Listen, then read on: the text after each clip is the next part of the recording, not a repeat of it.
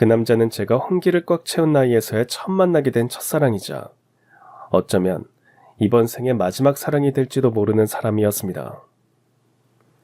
저희는 사소한 것 하나하나 정말 아주 완벽하게 잘 맞는 환상의 짝꿍이었기에 오직 행복하고 아름다운 결혼 생활만이 눈앞에 그려졌죠.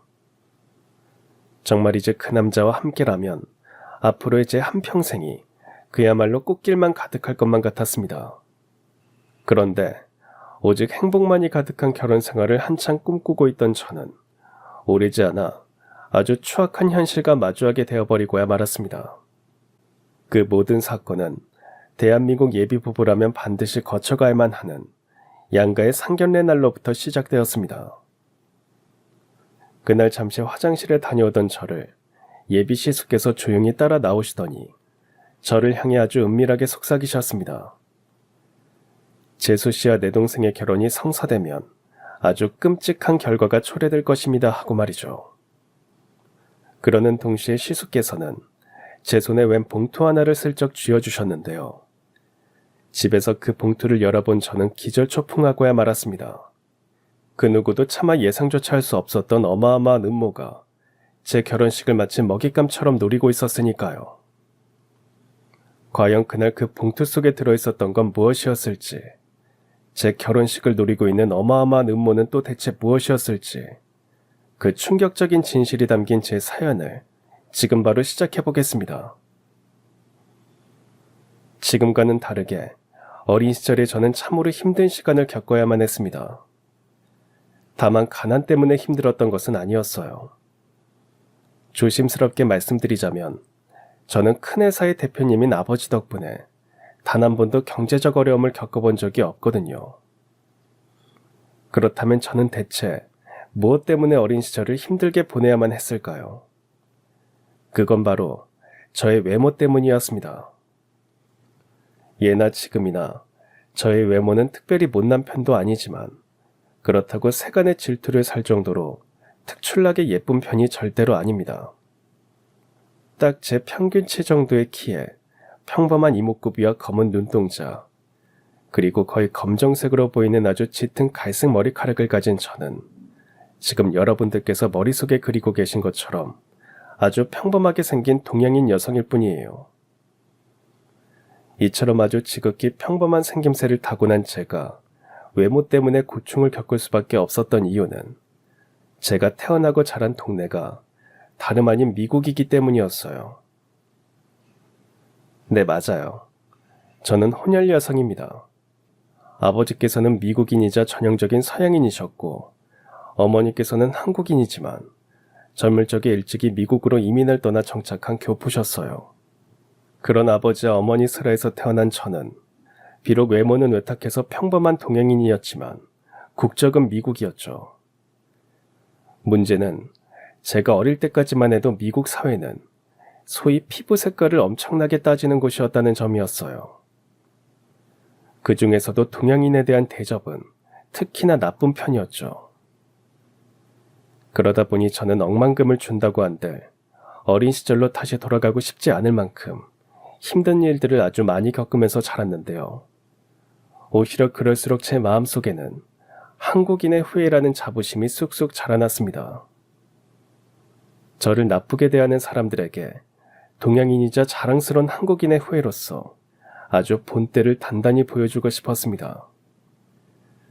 그래서 저는 있는 힘껏 최선을 다해 공부했고 자연스럽게 명문대 경영학과를 졸업하게 되었죠. 이후로는 한국인 여성으로 치면 홍기가 닫혔을 무렵이 될 때까지 아버지의 회사에서 근무하며 경영 실무를 배우면서 지냈는데요. 그러던 중 앞으로의 제 인생을 결정지을 만한 뜻밖의 사건이 닥쳐오고야 말았습니다.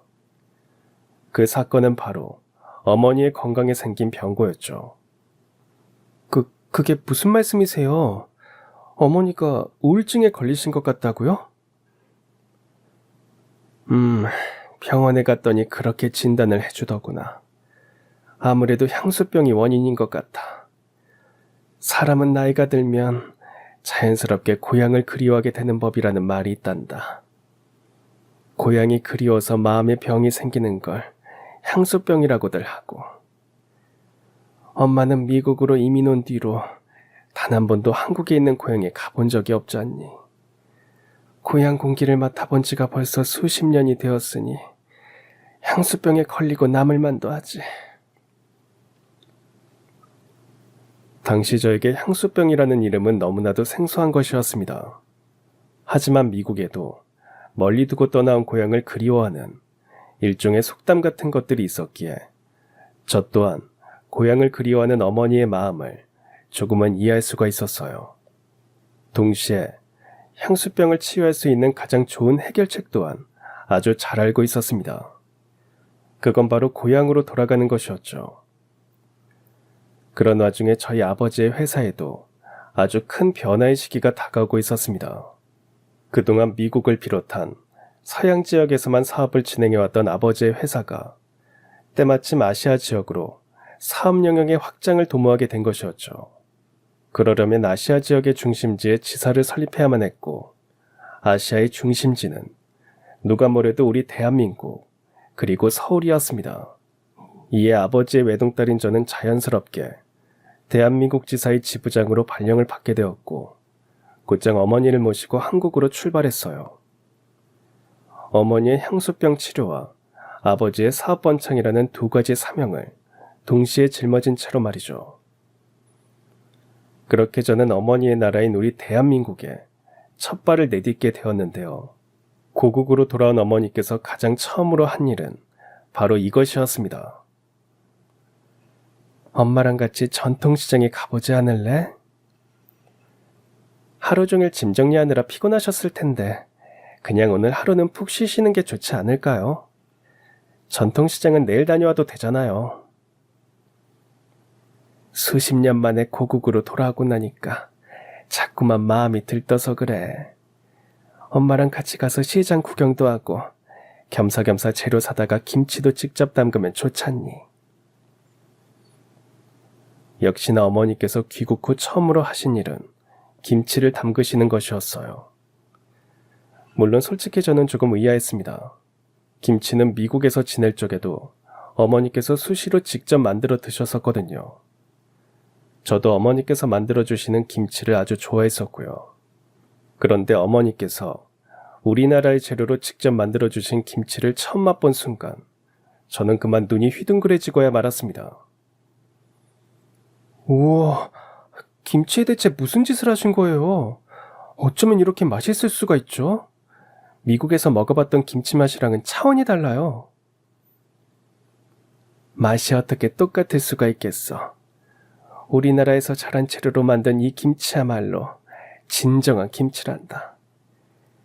여하간 너도 입맛은 어쩔 수 없는 한국 사람인 모양이구나. 당연하죠.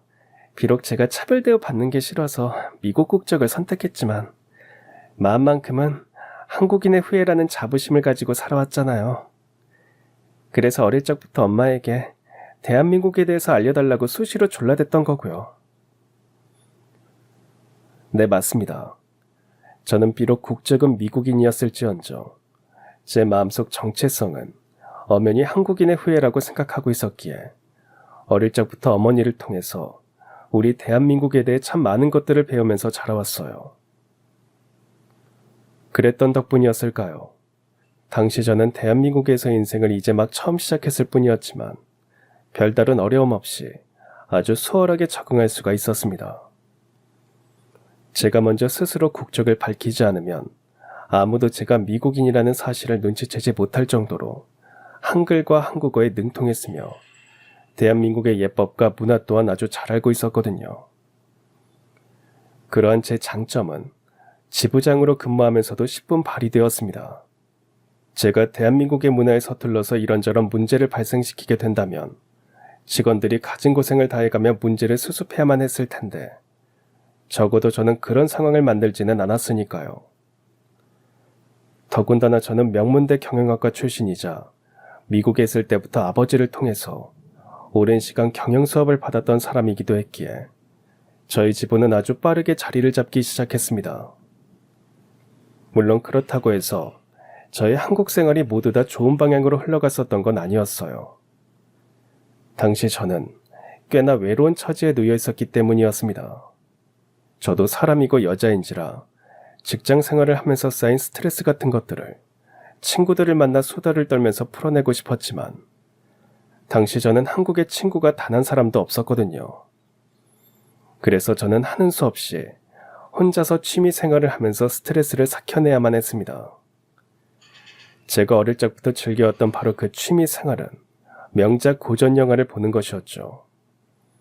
그 중에서도 멜로 영화를 특히 좋아했고요. 하지만 혼자 영화를 보면서 스트레스를 풀어내는 것으로는 분명한 한계가 있었고, 오래지 않아 저는 슬슬 인내심의 한계를 맞이하게 되었는데요.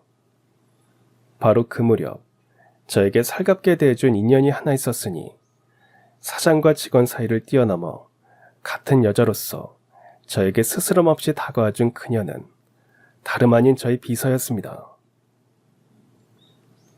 지부장님, 혹시 이번 주말에 특별한 일정 같은 거라도 있으신가요? 아니요, 그냥 혼자서 취미 생활을 즐길 예정이었습니다. 근데 갑자기 그건 왜 물어보시는 거죠? 회사 일 때문인가요? 업무 때문이 아니라 마침 저도 이번 주말에 한가하거든요. 그래서 만약 선약 없으시면 저랑 둘이서 쇼핑 다녀오지 않으실래요? 쇼핑하고 시간 남으면 같이 밥도 먹고, 허락해 주신다면 지부장님만의 미국식 화장법도 배워보고 싶거든요. 물론 저도 쇼핑이 참 가고 싶은 마음은 있었습니다. 더군다나 비서와 저는 같은 나이였기에 둘이서 쇼핑을 다녀오면 참 재밌을 것 같다는 생각이 들기도 했었고요. 하지만 저는 지부장으로서 비서의 제안을 경계해야만 했어요. 바로 이런 이유 때문이었죠. 제안은 고맙지만 솔직히 조금 걱정이 되네요. 일전에도 김 부장이 주말에 식사를 같이 하자고 해서 나갔다가 알고 보니 참 불편한 자리였던 적이 있거든요. 그때 그 일 말씀하시는 거죠. 김 부장이 식사 자리에 자기 조카를 데리고 와서 저희 회사에 취직을 시켜달라고 청탁을 했었던 일 말이에요. 네, 맞아요. 그래서 직원분들과 사적인 약속을 잡는 건 아무래도 조심스럽네요. 그런 일이라면 아무 걱정하지 마세요. 전 그냥 지부장님이 요즘 들어 부쩍 외로워하시는 것 같길래 부하 직원이기 이전에 같은 동갑이자 같은 여자로서 함께 쇼핑도 하고 수다도 떨고 싶었을 뿐이니까요. 그런 제 마음이 불편하셨다면 죄송합니다. 순간 저는 이번 일을 계기로 나에게도 한국인 친구가 생기게 되지는 않을까 하는 기대를 품게 되었습니다. 그래서 걱정 반 기대 반으로 비서와 주말에 같이 쇼핑을 나가기로 했는데요. 참 다행스럽게도 제가 우려하던 상황은 전혀 벌어지지 않았어요. 오히려 비서는 마치 오랜 시간 우정을 나눈 친구를 만난 것처럼 저를 아주 살갑게 잘 대해주었죠. 덕분에 저는 비서와 빠르게 가까워졌고 이후 거의 모든 공휴일과 주말을 비서와 만나서 시간을 보내게 되었습니다. 비록 저와 비서는 음식 취향부터 영화 취향까지 정말이지 맞는 취향이 단 하나도 없었지만 뜻밖에도 저희 둘 사이에는 아주 사소한 다툼조차 없었어요. 저와 비서가 서로 한 번씩 양보해가면서 우정을 쌓아 나갔거든요. 저는 싫어하지만 비서가 좋아하는 음식을 같이 먹어주면 비서는 제가 좋아하는 고전 영화를 같이 보러 가주는 시기였습니다. 더욱이 저와 비서는 오래지 않아 서로의 화장법까지 공유하는 사이로까지 발전하게 되었습니다. 애청자 남성분들을 위해서 잠깐 설명을 드리자면 아무리 같은 여자 사이라고 하더라도 서로의 화장법을 공유하는 건 웬만큼 가까운 사이가 아니고서야 쉽게 할 수 있는 일이 절대로 아니에요. 즉, 그 무렵 저와 비서가 그만큼 아주 많이 가까워졌다고 이해하시면 될 것 같습니다. 아무튼 이처럼 저와 비서는 서로 아주 잘 지냈지만 오히려 문제는 엉뚱한 곳에서 나타났어요. 여느 날과 다름없는 어느 주말의 일이었습니다. 그날도 저는 비서랑 만나서 주말을 보낼 예정이었는데요. 그런 제가 한창 외출 준비를 하고 있는데 어머니께서 기대에 가득 찬 눈빛으로 다가와서는 이렇게 물어보시더라고요. 엄마는 말이다. 같은 회사 직원이랑 연애를 하고 결혼하는 것도 나쁜 일은 아니라고 생각해. 우리 딸이 엄연히 알아서 좋은 사람을 골랐을 텐데 그 남자가 회사 부하 직원이고 아니고가 무슨 상관이겠니? 서로가 사랑하면 그만인 것을. 갑자기 그게 무슨 말씀이세요, 엄마? 요즘 쉬는 날마다 계속 데이트하러 나가는 거 아니었니? 너네 회사 비서라는 남자랑 말이다. 여하간 이 엄마는 우리 딸이 좋은 한국 사람이랑 결혼해가지고 앞으로도 쭉 우리나라에서 행복하게 잘 살았으면 좋겠어. 네, 맞습니다. 어머니께서는 저희 비서를 남자라고 오해했던 모양이었어요. 뭐 주말마다 둘이서 딱 붙어 지내다시피 했으니 어머니 입장에서는 딸이 연애를 한다고 충분히 오해하고도 남을 만한 일이었지만요. 아이고, 이거 죄송해서 어쩌죠, 엄마. 저랑 친하게 지내는 그 사람은 남자가 아니라 여자인데. 아니, 그럼 그동안 데이트를 하러 다녔던 게 아니었다는 거야? 물론 그날의 일은 단순한 해프닝으로 끝나지 않았습니다. 딸 자식이 한국인 남자랑 결혼식을 올릴지도 모른다는 기대에 들떠있던 어머니께서 그게 아니라는 사실을 알게 되기가 무섭게 부쩍 의기소침해지셨거든요. 더군다나 어머니께서 그토록 낙심하셨던 이유는 슬슬 혼기가 꽉 찬 나이가 되어감에도 불구하고 단 한 번도 연애를 해본 적이 없었기 때문이었어요. 이래저래 어머니께서는 어머니대로 딸 자식이 걱정스럽고 또 저는 저대로 어머니에게 죄송스러운 상황이었죠. 저 또한 대한민국 딸 자식이라면 좋은 남자와 결혼해 행복하게 잘 사는 모습을 보여드리는 것이 세상에서 가장 큰 효도라는 사실을 누구보다 잘 알고 있었거든요. 하물며 그런 와중에 저는 친구처럼 지내던 비서로부터 아주 뜻밖의 제안을 받게 되었어요. 어머니께서 결혼 문제 때문에 걱정이 이만저만이 아니시라면서. 그래서 말인데 소개팅 한번 안 해볼래? 장담하는데 둘이 아주 잘 어울리는 한 쌍의 커플이 될 거야. 내가 볼 땐 서로 취향이나 생각 같은 것들이 마치 한 사람처럼 똑같거든. 글쎄, 얘기만 들어서는 잘 모르겠는데. 그러지 말고 일단 한번 만나봐. 분명 마음에 꼭 들 테니까. 이에 저는 하는 수 없이 약속을 잡고 소개팅 자리에 나가게 되었는데요. 제법 이름 있는 회사에서 월급 사장으로 근무하고 있다는 소개팅남과 대화를 나누면 나눌수록 저는 참 신기한 느낌이었습니다. 커피는 뭘로 주문하시겠습니까? 에스프레소로 할게요. 그쪽도 에스프레소 좋아하세요? 어머, 그럼 그쪽도? 에스프레소는 커피 원액이라 써서 좋아하는 사람 별로 없잖아요. 저는 그 쓴맛이 좋습니다. 오히려 다른 커피는 입맛에 안 맞아서 오직 에스프레소만 마셔요. 아무튼 오랜만에 커피 취향이 잘 맞는 사람을 만나서 너무 반갑네요.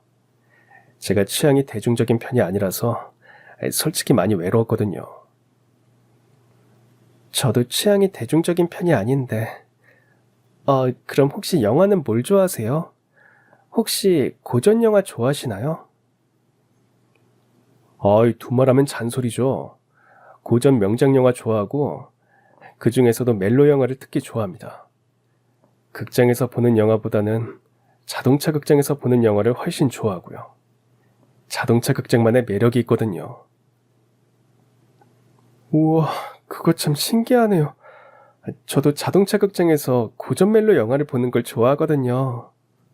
이렇듯 그 남자와 저는 개인적인 취향이 아주 똑같았습니다. 음식 취향부터 어떤 취미를 좋아하느냐까지. 저희는 마치 원래 한마음 한몸이었는데 두 조각으로 나눠진 채로 지금껏 따로 살아온 사람이었던 것처럼 완벽하게 같은 취향과 생각, 그리고 가치관을 가지고 있었어요. 그러다 보니 저희는 자연스럽게 연애를 시작하게 되었고 깊은 연애 끝에 마침내 결혼을 약속한 사이가 되었는데요. 대한민국의 모든 예비 부부들이 그러하듯 저희 커플에게도 상견례 날이 다가왔고 저희 친정 쪽에서는 어머니 아버지가 모두 참석하셨어요. 특히나 아버지께서는 멀리 미국에서 비행기를 타고 상견례에 참석하신 참이었죠. 반면에 신랑 측에서는 형님인 시숙께서 시부모님을 대신해서 상견례에 참석해 주셨습니다. 신랑네 가정은 부모님께서 모두 일찍 작고하신 상황이었기에 상견례에 참석할 손윗사람이 시숙밖에는 없었거든요. 아무튼 그날 시숙을 처음 만나 뵙게 된 저는 솔직히 꽤나 많이 긴장을 했었습니다. 시숙께서는 시부모님 대신해서 상견례에 자리하셨던 것이었던 만큼 행여라도 제가 시숙에게 밉보이기라도 한다면 조만간 시작될 결혼 준비가 험난해질 수도 있을 터였으니까요. 하물며 시숙께서는 상견례 식사 자리 내내 왠지 모르게 표정이 영 좋지 않으셨어요. 대놓고 내색은 하지 않으셨지만 분명 심기가 불편해 보이셨습니다. 그래서 저는 아주 조심스럽게 여쭈어 보았어요. 혹시 음식이 마음에 안 드시나요? 식사를 잘 못하시는 것 같은데. 아이고, 아닙니다. 음식이 아주 맛나고 괜찮네요. 그럼 혹시 제가 국적이 미국이라서 마음이 편치 않으신 건가요? 솔직히 조금 놀라기는 했습니다만 그 이유 때문에 그런 건 아니니까 너무 심려치 않으셔도 됩니다. 그러자 어머니께서 저에게 아주 조용히 속삭이셨습니다. 일찍 돌아가신 부모님이 생각났을 수도 있고 동생이 장가를 간다니 이래저래 감회가 새로워서 그런 것일 수도 있지 않니? 이런 자리에서는 너무 꼬치꼬치 캐묻는 것도 예의는 아니니까 자중하렴. 곰곰이 생각하니 참으로 맞는 말씀 같았습니다. 막상 음식을 제대로 잡수지 못하는 건 저희 부모님 또한 마찬가지였거든요. 저희 부모님께서는 딸 자식 시집 보낼 생각에 감회가 새로워서 식사를 제대로 못하셨던 것이니만큼 돌아가신 시부모님을 대신해서 상견례에 참석한 시숙 또한 같은 이유로 식사를 제대로 못하는 것 같다는 생각이 들었어요. 그래서 저는 시숙에게 표정이 복잡해 보이는 이유를 더는 묻지 않았는데요. 모든 식사가 다 끝나고 막 후식이 서빙되고 있던 무렵의 일이었습니다. 당시 저는 볼일을 보러 혼자서 잠시 화장실에 다녀오던 참이었는데요. 시숙께서 여자 화장실 앞을 혼자서 서성이고 있더라고요. 그런 시숙의 모습과 마주친 저는 순간 흠칫 놀랐습니다. 그 식당은 남자 화장실과 여자 화장실이 다른 구역에 멀찍이 떨어져 있는 곳이었거든요. 그럼에도 시숙과 제가 여자 화장실 앞에서 마주쳤다는 건 시숙이 저를 몰래 따라왔다고밖에 생각할 수 없는 일이었습니다. 아니나 다를까 잠시 주변을 둘러보며 그곳에 다른 사람이 없다는 사실을 확인한 시숙이 심지어 속삭이듯이 목소리까지 낮춰가면서 저에게 이렇게 말했습니다. 제 동생에 대해서 얼마나 잘 알고 계십니까? 갑자기 그건 왜 물어보시는 거죠? 상견례 내내 복잡한 표정으로 앉아 계셨던 것도 그렇고 혹시 제가 신부감으로 탐탁치 않으신 건가요? 그러자 시숙은 다시금 주변을 살펴보고 나서야 말을 이어갔습니다.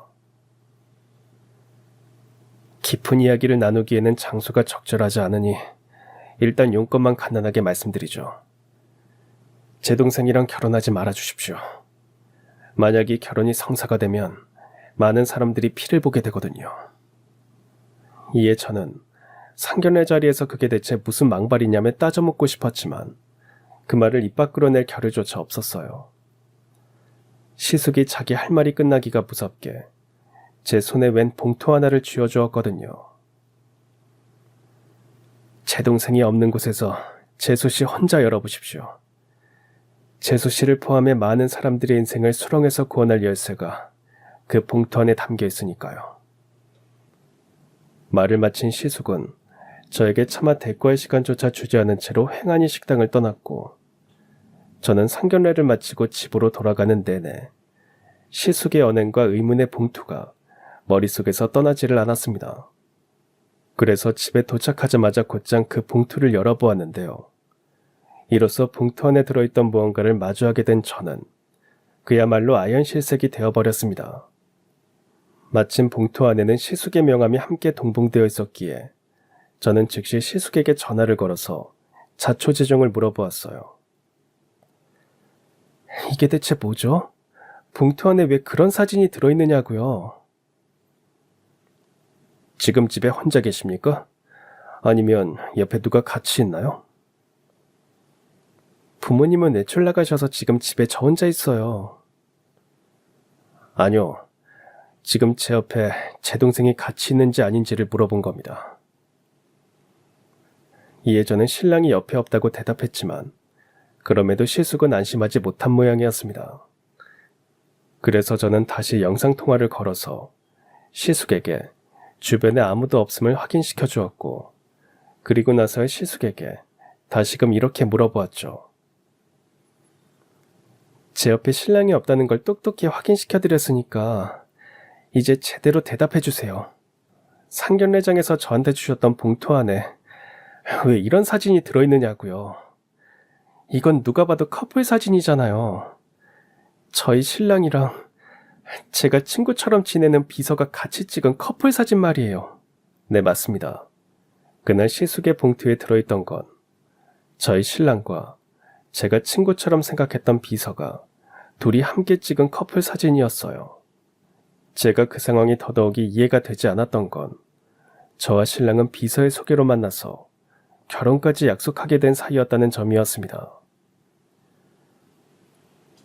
그런 사진이 존재하는 이유는 오직 하나뿐입니다. 사진 속 두 사람이 진짜 연인이기 때문이죠. 그럼 저는 대체 뭔데요? 사진 속 두 사람이 진짜 연인이라면 신랑이랑 결혼을 약속하고 상견례까지 치른 저는 대체 뭐냐고요. 하물며 저희 비서가 자기 연인을 왜 저에게 소개시켜줘서 결혼까지 준비하게 만들었던 거죠? 그 이유 또한 한 가지뿐입니다. 저희 동생이 외국 국적을 가진 재수 씨랑 혼인을 하게 되면 그 두 사람이 막대한 부당이익을 챙겨갈 수 있기 때문이죠. 저의 결혼이 그 두 사람에게 막대한 돈을 벌어다 줄 수 있는 일종의 수단과도 같은 셈이라는 말씀이신 건가요? 역시 글로벌 기업의 지부장님답게 상황 판단이 빠르시군요. 결론부터 말씀드리자면 맞습니다. 지금 두 사람은 자신들의 목적을 위해서 재수 씨와의 결혼을 이용하고 있어요. 그날 시숙이 저에게 들려준 진실을 여러분께 말씀드리자면 당시 시숙과 저희 신랑이 과연 어떠한 관계에 놓여 있었는지부터 설명을 해드려야 합니다. 간단하게 말씀드리자면 당시 저희 신랑은 꽤나 이름난 회사에 고용된 월급 사장으로 근무하고 있었는데 그 회사의 실질적인 주인이자 일대 대주주가 바로 시숙이었어요.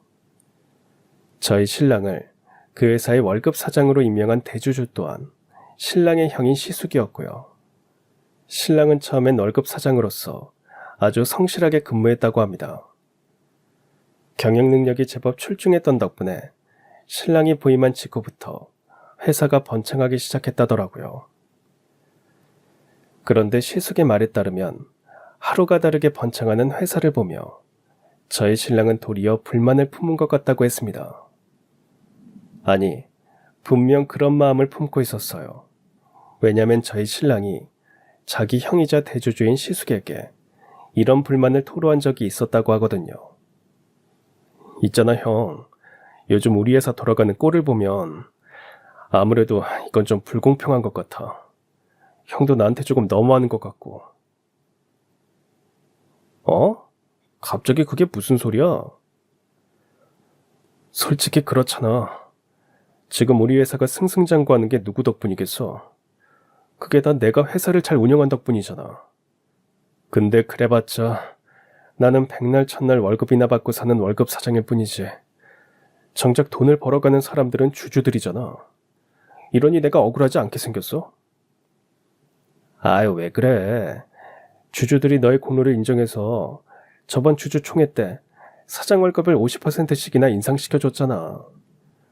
지금처럼 열심히 일하면 다음 주주 총회 때 추가로 70%씩이나 올려줄 예정이기도 하고, 그 정도면 충분히 인정받고 보상도 받는 셈이니까 괜히 너무 큰 욕심 부리지 말어.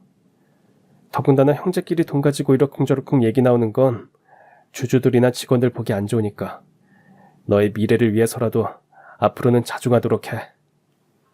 딱 거기서 끝났다면 참 좋았으련만 시숙의 충고에도 불구하고 저의 신랑은 결국 아주 위험한 생각을 하게 되었다고 해요. 회사의 실소유주이자 대주주인 시숙에게 사장이 회사 돈에 탐내는 것 같다는 정보가 속속들이 도착했거든요. 이에 시숙이 일찍이 회사에 심어두었던 정보원들을 총동원해서 진실을 추적해 보았는데요. 그 결과는 아주 충격적인 것이었습니다. 설마 저희 신랑이 회사 돈을 빼돌려서 집어삼킬 계획을 꾸미고 있었던 건가요? 정확히는 자금 세탁을 할 수 있는 방법을 수소문하고 다닌다는 첩보였어요. 그렇다는 건 거액의 회사 돈을 횡령할 목적임이 분명했고요. 그렇지 않고서야 굳이 자금 세탁 방법을 찾아다닐 필요가 없으니까요. 그렇군요. 근데 그게 그에게 진짜 연인이 따로 있었다는 사실과 대체 무슨 관계가 있다는 거죠? 저희 동생이 구상하고 있는 계획의 중심에 그 여자가 한몫 단단히 거들고 있기 때문입니다. 가짜 연애와 결혼식 아이디어를 낸 사람이 바로 재수 씨가 친구처럼 생각한다는 그 여비서였으니까요. 우선 저희 신랑과 비서가 진짜 연인이라는 사실은 의심할 여지조차 없는 일이었습니다. 시숙의 봉투 속에 담겨있는 두 사람의 커플 사진이 증거로서 버젓이 증명하고 있는 상황이었으니까요. 여기서 중요한 건 저희 비서가 대체 어떤 목적을 가지고 자신의 연인을 저에게 소개시켜서 결혼까지 준비하게 만들었는지에 대한 것이었는데요. 그 목적은 역시나 돈이었습니다. 당시 저희 신랑은 거액의 회사 돈을 크게 횡령해서 꿀꺽 집어삼킨 뒤 자신의 진짜 연인과 한평생 호의호식하기로 결심을 마친 상황이었습니다만, 그러자니 아주 중요한 문제를 해결해야만 했습니다. 그건 바로 자신이 빼돌린 거액의 회사 돈을 대한민국 수사기관이 추적하지 못하도록 자금 세탁을 해야 한다는 것이었어요. 만약 수사기관에서 빼돌려진 자금의 흐름을 추적해낸다면 저희 신랑은 교도소에 가게 되는 것도 모자라서 어렵게 빼달린 회사 돈 전액을 환수당하게 될 테니까요. 반면에 만약 자금 세탁에 성공할 경우 교도소를 다녀올 땐 다녀오더라도 최소한 빼돌려서 거머쥔 거액의 회사 돈을 환수당하는 일만큼은 벌어지지 않을 터였고요. 그런데 문제는 그 자금을 세탁할 수 있는 뾰족한 방법을 좀처럼 찾을 수가 없었다는 것이었습니다. 대한민국 안에서 이루어지는 자금 흐름은 수사기관과 국세청 등에서 돈은 시퍼렇게 뜬 채로 지켜보고 있었으니까요. 그런 와중에 신랑의 연인이 자금 세탁 방법으로 저와의 가짜 결혼을 떠올린 것이었습니다. 미국인이라는 저의 신분을 악용해서 자금 세탁을 진행하려는 계획이었겠군요. 비서가 자기 연인을 저에게 일부러 소개시켜준 뒤에 가짜 결혼을 성사시킨 다음 저의 신랑이 저와 재산을 합친다는 명목으로 제 명의로 개설되어 있는 미국은행 쪽 계좌에 회사에서 횡령한 거액을 넣어버리면 대한민국 공기관에서는 추적이 사실상 불가능하게 될 테니까요. 정확한 판단이십니다. 더군다나 미국은 도시와 시골의 격차가 정말 어마어마한 곳이잖아요. 미국 시골에는 은행 창구에 CCTV 같은 것도 없으니 그런 은행 창구를 찾아 재수 씨의 통장에 은닉해두었던 회사 돈을 모조리 달러 현금으로 인출해버리면 우리나라 공기관으로서는 그 돈의 행방을 절대로 추적할 수가 없어요. 두 사람은 바로 그걸 목적으로 재수 씨와의 가짜 결혼을 추진했던 것입니다. 그래서 제가 재수 씨의 결혼을 말렸던 거고요. 만약 가짜 결혼이 성사되어 그들의 목적이 모두 이루어진다면 저희 회사는 그야말로 사달이 나버릴 건 아주 뻔한 수순이니까요. 주주들은 폭삭 망하게 될 테고 직원들은 실업자가 되어버리겠죠. 네, 맞습니다. 그래서 시숙이 저와 신랑, 아니 그 몹쓸 인간과의 혼사를 막으려고 했었던 것이었어요. 저와의 가짜 결혼을 통해 그들의 목적이 이루어진다면 무너져 나가는 가정이 한둘이 아니게 될 테니까 말이죠. 하지만 그러한 모든 내막을 알게 되었음에도 불구하고 저는 신중해야만 했습니다. 일단 무슨 말씀인지는 잘 알겠습니다. 하지만 사실관계에 대한 확인이 필요해요. 당장 파혼을 단행하고 저를 이용하려고 했던 그 몹쓸 연놈들에게 죗값을 치르도록 만들려면 방금 말씀해주신 내용이 모두 진실이라는 마지막 확신이 필요하거든요. 혹시 두 연놈의 모략질을 입증할 증거를 가지고 계신가요? 당연히 있습니다. 제 동생이 타고 다니는 차 블랙박스의 메모리를 입수해서 아주 어렵게 복원해낸 결과 두 사람이 결정적인 대화를 나누는 녹음 파일이 발견되었습니다. 그렇게 시숙은 블랙박스 녹음 파일을 저에게 보내주었고 저는 그 녹음 파일을 통해 저의 결혼을 둘러싼 두 연놈의 모략질이 모두 사실이라는 것을 확인했습니다. 두 사람은 저의 가짜 결혼을 통해서 자금 세탁을 단행할 예정이었으며 심지어 저를 자기 연인에게 소개시켜 주었던 비서는 자기가 직접 미국에 가서 횡령한 회사 돈을 전액 현금으로 인출할 예정이었더라고요. 녹음 파일의 비서가 이렇게 말하는 목소리가 녹음이 되어 있었거든요. 일단 내가 자기를 그 미국인 여자한테 소개시켜 줄 테니까 자기는 그 여자 앞에서 내가 미리 알려준 내용대로만 행동하면 돼. 그 여자가 뭘 좋아하며 어떤 성격인지는 내가 훤히 다 꿰고 있으니까 그대로만 행동하면 꼬시는 건 어렵지 않을 거야. 알았어. 근데 가짜 결혼에 성공하고 CCTV가 없는 은행 창고를 찾아낸다고 하더라도 대체 무슨 방법으로 그 큰 돈을 달러 현금으로 꺼내겠다는 거야? 은행 쪽에서 신원 확인이라도 하면 어쩌려고. 당신이 그 여자 자는 동안에 신분증 같은 서류들을 슬쩍 빼돌려다가 나한테 가져다 줘. 그럼 내가 곧장 미국 시골에 있는 허술한 은행으로 찾아가서 몽땅 달러 현금으로 인출할게. 아이, 설마 그게 가능하겠어? 우리나라 사람들이 서양인들 외모를 잘 구분하지 못하는 것처럼 서양인들도 동양인들 외모를 잘 구분하지 못한다더라. 더군다나 그동안 내가 그 여자랑 친구처럼 지낸 목적에는 그 여자가 평소에 하고 다니는 미국식 화장법을 미리미리 배워두려는 이유도 포함되어 있었어. 내가 그 여자랑 똑같이 화장을 한 다음에 그 여자의 신분증을 가지고 가면 은행에서도 별다른 의심 없이 돈을 내어줄 거야. 겸사겸사 그 통장에 들어있던 그 여자의 개인 재산도 빼돌리면 꽉 먹고 알먹기가 될 테고. 역시 자기는 내가 만났던 여자들 중에 제일 똑똑하다니까. 좋아, 그럼 바로 진행시키자. 내가 그 여자랑 가짜 결혼을 꼭 성사시킬게. 이처럼 두 연놈의 목적에는 회사 돈을 횡령하려는 것뿐만이 아니라 통장 계좌에 들어있는 저의 재산 또한 포함이 되어 있었으니 저로서는 사실 확인을 넘어서 이루 형언할 수 없는 분노가 치솟지 않을 수가 없는 노릇이었습니다. 그래서 처음엔 당장 두 연놈에게 쇠고랑을 채워버리고 싶었는데요.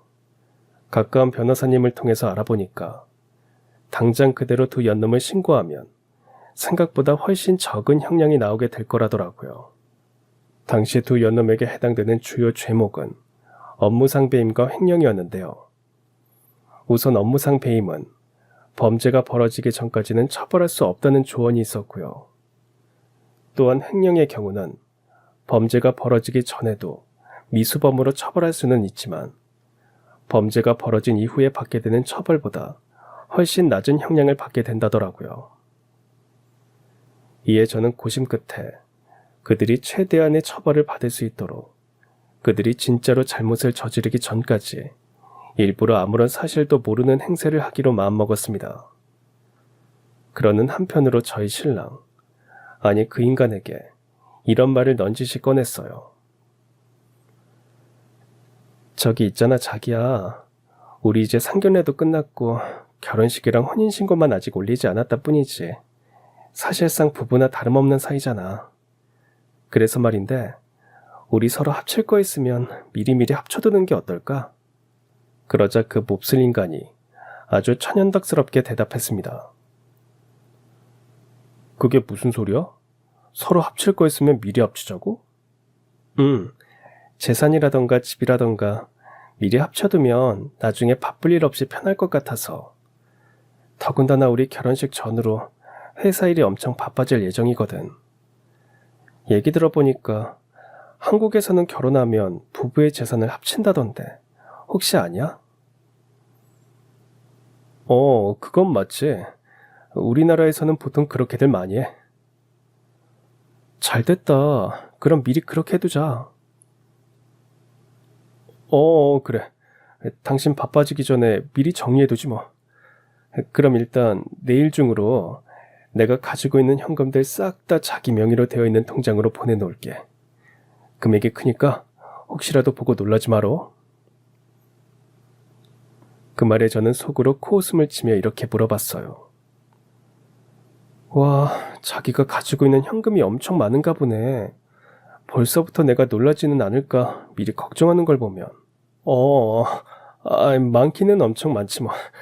못해도 최소한 100억은 훌쩍 넘을 테니까 놀라지 말고 일단 내가 내일 회사에서 다시 전화할 테니까 그때 당신 명의로 되어 있는 미국적 은행 계좌번호나 제대로 알려줘.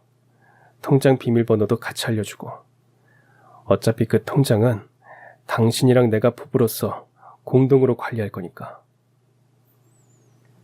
그리고 그날 밤 저의 비서, 아니 그 몹쓸 여자로부터 문자 메시지가 도착했습니다. 급한 사정 때문에 회사를 그만두겠다는 내용의 문자였죠. 순간 저는 코웃음을 터뜨리고야 말았습니다. 당장 내일 저의 계좌로 횡령한 돈이 입금이 되면 미국에서 그 돈을 인출해서 자금 세탁을 완료하겠다는 속셈밖에 더 되겠느냐고요. 물론 저는 그러한 속셈을 훤히 꿰고 있었음에도 알겠다는 답장만 보냈을 뿐 다른 말은 일절 꺼내지 않았어요. 연놈이 쌍으로 자진해서 지옥불을 향해 걸어 들어가겠다는데 굳이 그걸 말릴 이유는 없을 테니까요. 아무튼 그렇게 바로 이튿날의 업무 시간이 밝았습니다. 그러기가 무섭게 그 몹쓸 인간으로부터 전화가 걸려왔어요.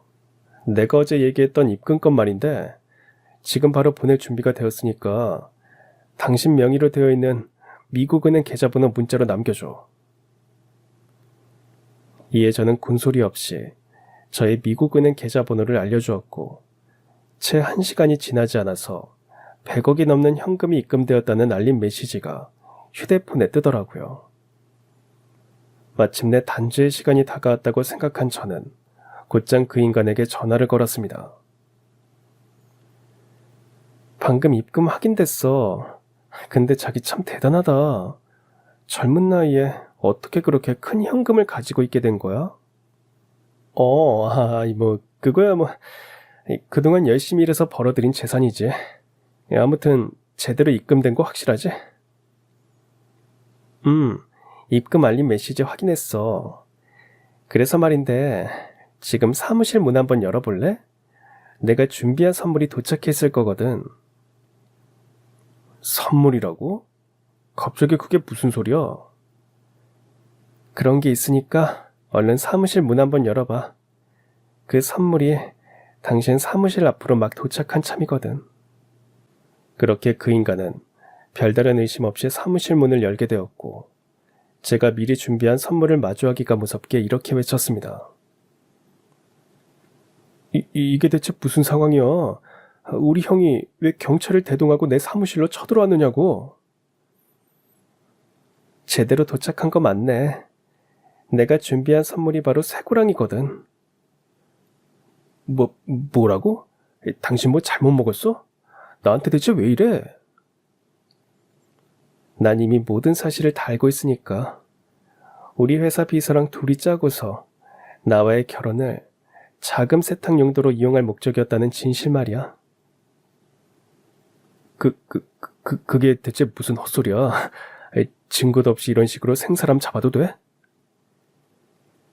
증거라면 이미 차고 넘친단다, 이 모자란 자식아. 그러니 형사님들께 싹싹 빌면서 이렇게 부탁이나 하렴. 손목 다치지 않도록 쇠고랑을 최대한 살살 채워달라고. 그런 제 말이 끝나기 무섭게 휴대폰 너머로 형사님들께서 미란다 원칙을 고지하는 지엄한 목소리와 그런 형사님들을 향해서 나는 아무 잘못 없다고 애걸복걸 해대는 그 인간의 꼴사나운 울부짖음이 들려왔습니다. 연이어서 너는 내 동생도 아니고 사람 새끼도 아니라며 꾸짖는 시숙의 목소리 또한 넘어왔죠. 그때 저는 딱 거기까지만 듣고 나서는 곧장 전화를 끊었어요. 왜냐면 그날 저에게는 꼭 해야만 하는 일이 한 가지가 더 있었기 때문이었습니다. 그 일은 바로 이것이었죠. 저기 저 여자예요, 형사님. 저 여자가 공범이니까 도망치기 전에 얼른 체포하세요. 당시 저는 형사님들과 함께 공항에서 잠복하고 있었어요. 횡령한 자금을 현찰로 출금해서 빼돌리기 위해 미국으로 출국하려고 하던 그 몹쓸 여자를 체포하기 위해서였죠. 아무튼 막 공항의 모습을 드러낸 그 몹쓸 여자를 단번에 알아본 저는 함께 잠복하고 있던 형사님들께 저 여자가 그 여자라고 외쳤고, 형사님들께서는 우르르 달려가서 그 여자의 손목에 쇠고랑을 채웠습니다. 처음에 그 여자는 역시나 자기는 아무것도 모른다면서 형사님들을 통해서 발뺌을 했지만, 그런 자신 앞에 제가 모습을 드러내자 마치 모든 것을 체념한 듯이 결국 고개를 떨구게 되고야 말았죠. 어쩐지 그 인간이랑 나랑 하나부터 열까지 너무 잘 맞는다 싶더라니. 그게 다 니년이 나에 대해 미리 다 알려준 덕분이었더라? 벌써 거기까지 다 알고 온 거야? 당연하지. 내 미국 신분증 가지고 미국으로 간 내행세를 하면서 횡령한 거액 전부를 빼돌리라는 속셈이었다는 것까지 모두 다 알고 왔어. 바로 그때였습니다. 그 여자의 소지품을 수색하던 여자 형사님께서 이렇게 외치셨어요. 이 여자 가방에서 신고자님의 미국 신분증이 발견되었습니다. 아무래도 신고자님의 진술이 모두 진실이었던 것 같군요. 역시나 그 연놈들은 제 예상을 한치도 벗어나지 않았는데요. 예상을 벗어나지 않은 행동은 한 가지가 더 있었어요. 그건 바로 그 몹쓸 여자가 제 바지가랑이를 붙잡고 애걸복걸 하리라는 예상이었죠. 제발 내 얘기 좀 들어줘. 나도 원래는 이렇게까지 할 생각이 아니었어. 그 남자가 자기의 범행을 돕지 않으면 나한테까지 해코지를 하겠다고 겁을 줘서 어쩔 수 없이 도와주었던 것뿐이라고. 물론 씨알도 먹히지 않을 변명이었죠. 글쎄, 미국인이 나를 이용하자고 했던 건 다름 아닌 니년이 먼저 생각해낸 아이디어였던 것 같은데, 그래놓고 뭐가 어쩌고 어째?